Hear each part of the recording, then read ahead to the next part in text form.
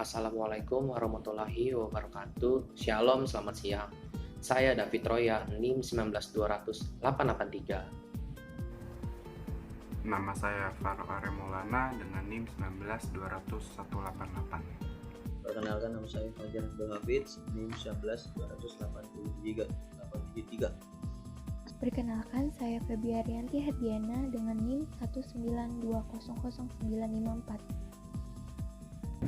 Saya Dinda Julia Lestari, NIM 1920499. Di sini, kami akan mempresentasikan hasil diskusi dari kelompok kami. Yang pertama yaitu bab 1 pendahuluan, latar belakang masalah. Di era kemajuan teknologi seperti sekarang ini, website menjadi hal yang sudah tidak asing lagi terdengar pada telinga kita, khususnya dalam dunia internet. Meskipun sudah banyak orang mempunyai homepage di internet baik yang menggunakan ISP maupun server web gratis, tetapi pada umumnya homepage tersebut bersifat statis dan tidak dapat berinteraksi dengan pengunjung web. Kebanyakan orang pada umumnya hanya berperan sebagai pengguna dan sebagian kecil yang mengetahui proses di baliknya, dikarenakan tidak menguasai pemrograman web. Pada dasar pembuatannya, sebuah homepage yang dapat berinteraksi dengan pengunjung website atau homepage dinamis tidak diperlukan kemampuan pemrograman yang tinggi. Sebagai contoh, dalam sebuah lembaga pendidikan yang sangat dibutuhkan yang namanya website informasi sekolah untuk mendukung proses sarana belajar, mengajar, dan memudahkan dalam berbagi informasi. Website ini menggunakan beberapa software seperti PHP, HTML, CSS, dan JavaScript. Kelebihannya adalah karena program dapat berjalan dengan baik di semua sistem operasi. Sangat cocok dan mudah diterapkan pada komputer berjaringan, sangat stabil di semua sistem operasi. Selanjutnya, maksud dan tujuan akan disampaikan oleh Farel Arya Maulana. Kedua, maksud dan tujuan. Pertama, untuk memberikan sebuah gambaran bahwa dalam mempelajari dan membuat web menggunakan PHP sebenarnya tidak terlalu sulit. Kedua, untuk memudahkan para pelajar untuk mengetahui informasi sekolah dari website sekolah masing-masing. Ketiga, agar masyarakat khususnya siswa bisa mendapatkan informasi dengan cepat dan efisien melalui website. Keempat, untuk merancang suatu aplikasi web yang dinamis yang dimanfaatkan untuk menyebarkan informasi yang baik dengan cepat dan mudah. Kelima, untuk menunjukkan penggunaan dari PHP dalam membangun suatu aplikasi web dinamis serta hubungannya dengan bahasa pemrograman web dan aplikasi lainnya. Ketiga, ruang lingkup. Pertama, ruang lingkup pada penulisan makalah ini adalah mencakup aspek tentang web informasi sekolah dan kegunaannya untuk siswa atau siswi maupun guru. Kedua, ruang lingkup pada penulisan makalah ini adalah siswa dan siswi dapat mengakses semua fitur-fitur dengan mudah dan semua pengaplikasiannya. Bab 2 landasan teori, HTML, Hypertext Markup Language. Menurut Ardana Dalam Kesuma dan Rahmawati tahun 2017 mengatakan bahwa HTML merupakan suatu bahasa yang dikenali oleh web browser untuk menampilkan informasi seperti teks, gambar, suara, animasi, bantuan video. Menurut Winarno dan Utomo dalam Praimo dan Savitri tahun 2015 menjelaskan bahwa HTML singkatan dari Hypertext Markup Language dan berguna untuk menampilkan halaman web. Berdasarkan dari kutipan di atas, dapat disimpulkan bahwa Hypertext Markup Language atau yang kita sebut juga HTML adalah suatu bahasa yang dikenali oleh web browser berguna untuk menampilkan halaman web. Dan yang kedua, PHP. PHP Hypertext Processor. Menurut Maulana tahun 2015 mengatakan bahwa PHP dikenal sebagai bahasa pemrograman yang kodenya dijalankan di sisi server dengan demikian kode aslinya tidak akan terlihat pada klien browser. PHP banyak dipakai dalam membuat aplikasi web. Menurut Firmansyah tahun 2018, mendefinisikan bahwa PHP, Hypertext Preprocessor, adalah PHP mengizinkan pengembang untuk menempelkan kode di dalam HTML dengan menggunakan bahasa yang sama seperti Perl dan Unix Cells. Berdasarkan dari kutipan di atas dapat disimpulkan bahwa Hypertext Preprocessor atau kita yang sebut juga PHP adalah suatu bahasa pemrograman yang dijalankan menggunakan web server. Dan yang ketiga, CSS, Cascading Style Sheet. Menurut Aritama dalam Wasyanti dan Talohu tahun 2016, menjelaskan bahwa salah satu bahasa pemrograman web yang bertujuan untuk membuat web menjadi lebih menarik dan terstruktur.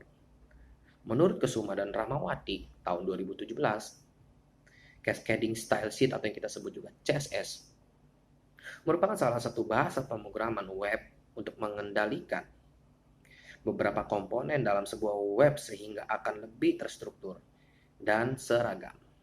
Berdasarkan dari kutipan di atas, dapat disimpulkan bahwa salah satu bahasa pemrograman web yang bertujuan akan lebih terstruktur dan seragam. Selanjutnya, saya akan menjelaskan tentang bahasa pemrograman yang keempat, yaitu JavaScript. JavaScript ini biasa disingkat dengan sebutan JS. JavaScript ini merupakan bahasa pemrograman interpreter yang tidak memerlukan compiler untuk menjalankannya. JavaScript memiliki beberapa fitur seperti berorientasi objek, client-side, dan high-level programming. Menurut Sidik dalam Prayitno dan Savitri tahun 2015 mengatakan bahwa JavaScript adalah bahasa pemrograman yang digunakan untuk membuat program yang digunakan agar dokumen HTML yang ditampilkan dalam browser menjadi lebih interaktif, tidak sekedar indah saja. Berdasarkan dari kutipan tersebut, dapat disimpulkan bahwa JavaScript merupakan bahasa pemrograman berbasis klien yang digunakan agar dokumen HTML yang ditampilkan dalam browser menjadi lebih interaktif, tidak sekedar indah saja. Selanjutnya saya akan menjelaskan tentang aplikasi desain untuk membuat suatu mockup. Kita menggunakan dua aplikasi yaitu Whimsical dan Figma. Whimsical adalah sebuah website yang menyediakan berbagai macam fitur untuk membuat flowchart dan desain lainnya secara praktis. Whimsical ini dapat kita cari dengan menggunakan alamat www.whimsical.com. Selanjutnya aplikasi yang kedua yaitu Figma yang bisa kita unduh di Play Store dan install di perangkat kita untuk membuat desain suatu web atau blog kita sendiri menggunakan berbagai macam fitur yang ada secara praktis.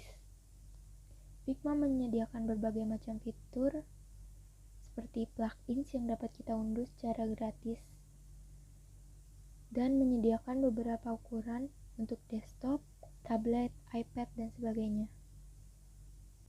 Sebelumnya kita sudah membuat dua contoh desain website menggunakan Whimsical dan Figma.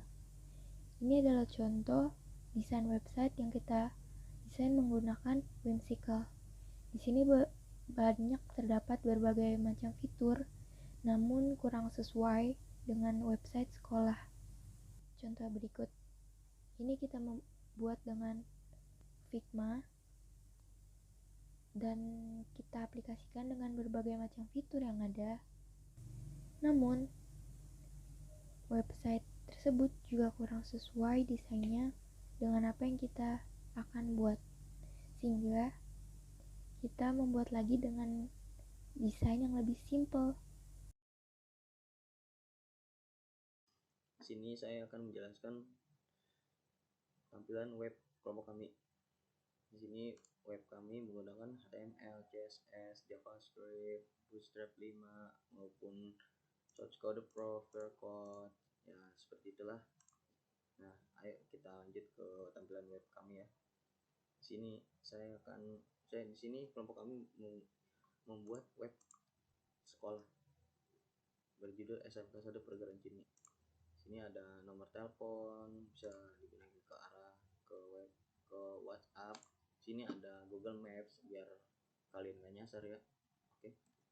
Sini ada Gmail buat mengajukan keluhan seperti apa sekolah kami atau apapun, mau apa kek terserah lah.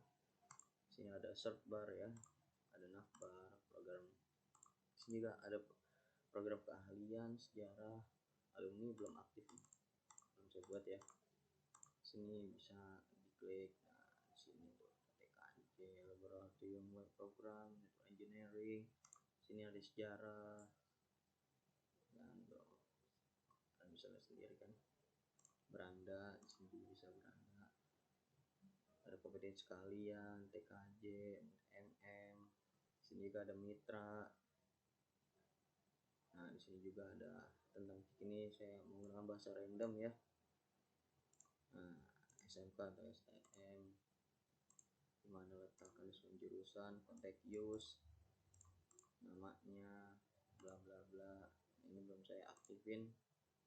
Sini juga bisa menggunakan Facebook, mengarahkan ke Facebook saya ataupun LinkedIn ya.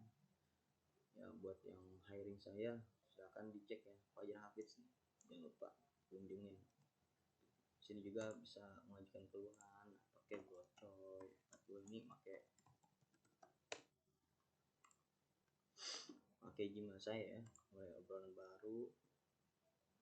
Terus kenapa ini ubah namanya jadi Bedul aja ya, Bedul, kita Bedul. Halo. Nah, di sini. Nah, si Bedul ngomong halo ya. Halo juga. Masuk ya. Oke, mantap. Oke bro. Oke, ini berfungsi buat kontak juga ya. Dan saya kan menjelaskan apa itu HTML. HTML apa sih? Pasti kalian tahu lah. HTML bisa di searching kan. Hypertext Markup Language adalah bahasa markup standar untuk dokumen yang dirancang untuk ditampilkan di peramban internet. Bisa juga disatuin dengan CSS maupun JavaScript ya. Nah, CSS itu apa sih? CSS adalah Cascading Style Sheet, merupakan aturan untuk mengatur beberapa komponen dalam sebuah web sehingga akan lebih terstruktur dan seragam. Seperti ini, tanpa CSS ini nggak bagus, asli dah. Dan juga JavaScript, nggak ada animasinya tanpa JavaScript. Jadi semua bahasa itu simbiosis mutualisme, saling menguntungkan. Oke ya, itu aja. Nah, ini masuk di Gmail kami itu masuk ya.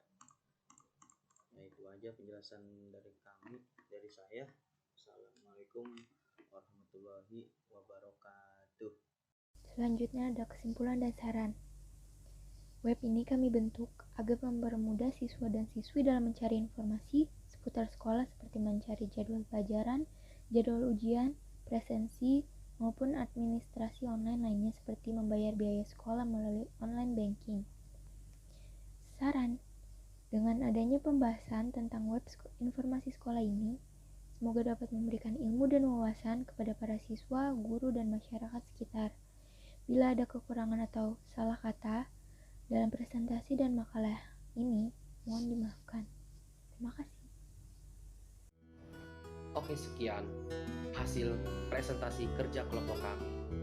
Kurang lebihnya mohon maaf dan terima kasih untuk perhatiannya. Wassalamualaikum warahmatullahi wabarakatuh. Selamat siang dan terima kasih.